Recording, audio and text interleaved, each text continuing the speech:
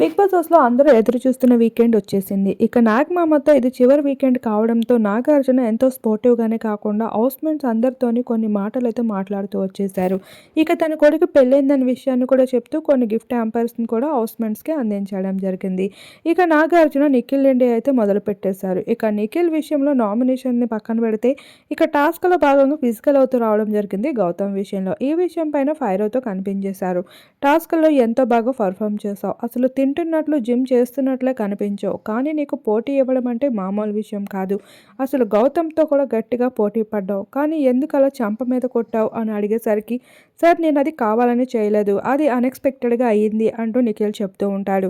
ఆ విషయంపై నాగార్జున అయితే వీడియోని కూడా ప్లే చేయడం జరుగుతుంది. వీడియోని ప్లే చేసి మరి నిఖిల్ నువ్విది కావాలని చేశావు. ఇదేమీ అన్‌ఎక్స్‌పెక్టెడ్‌గా జరిగిన చిన్న దెబ్బేమీ కాదు అంటూ చెప్తూనే ఇటువంటివి జరగకుండా చూసుకోవాలి. ఆవేశంలో అయినా కోపం అనేది అతిగా రాకూడదు నిఖిల్ అంటూ సమాధానం చెప్తూ వచ్చేశారు. ఇలా మొత్తానికి అయితే వీడియోస్ ప్లే చేయడం అనేది వీకెండ్‌లో చాలా కామన్ అనే చెప్పుకోవాలి.